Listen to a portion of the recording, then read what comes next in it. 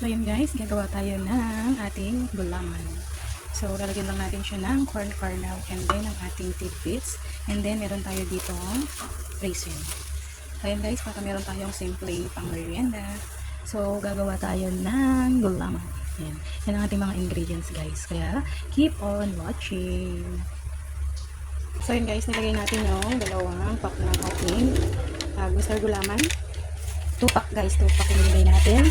And then i-dissolve muna natin yan sa water. Pag na-dissolve na siya, tsaka natin siya isasalang sa ating mahinang apoy. Hanggang sa siya ay kumulo. Okay, pag ganyan malapit na siyang kumulo, so ilalagay na natin yung ating gatas. Bigyan natin siya guys ng gatas. Ayan. 2 kanyang ilalagay natin din guys.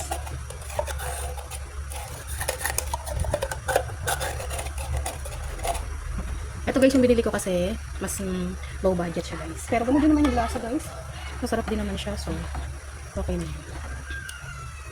So 2 kanyang nilagay natin na kondensada. Yan, pupulan natin siya dyan. So syempre kailangan natin yung anuhin.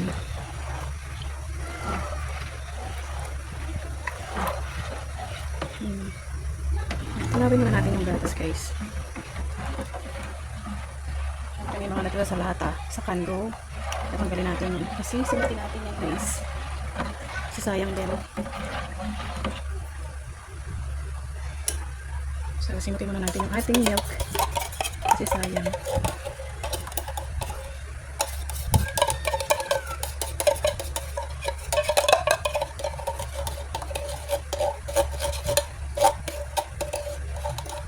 Ayan guys. Kailangan natin simutin yung gatas kasi sayang.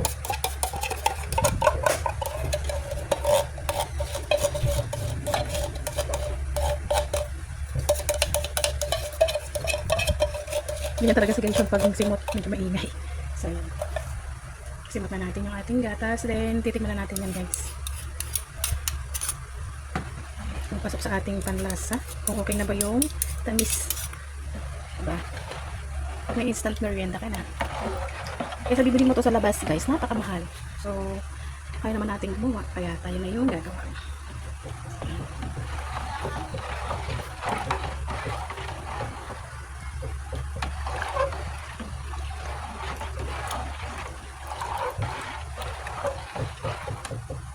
So, ganyan.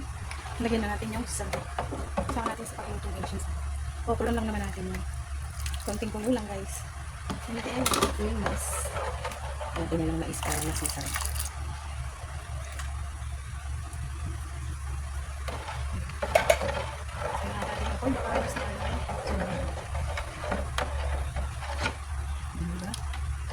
Meron na tayong pang merienda. Ito na natin yung sangkap.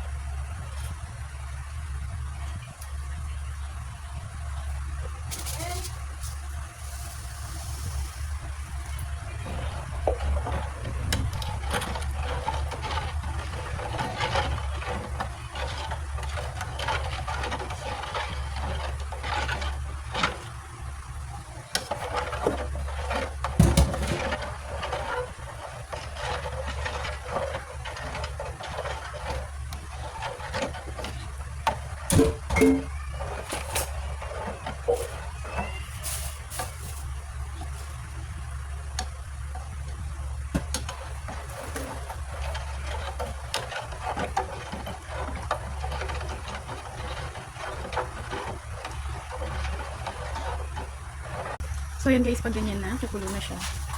So ilalagay na natin sa ating pagmamoldan. Hindi natin siya i-mold guys. So maglalagay na tayo. Gamit lang tayo guys ng ating cup.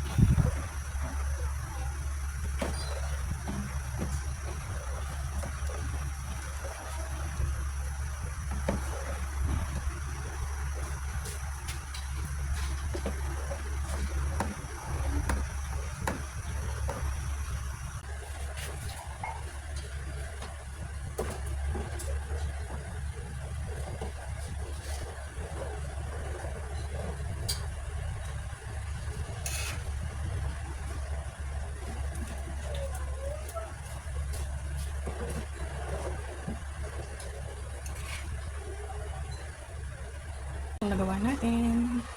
Lalamigin lang natin siya guys. And then, tsaka natin lalagay yan sa ref. So, yun na guys yung nagawa natin.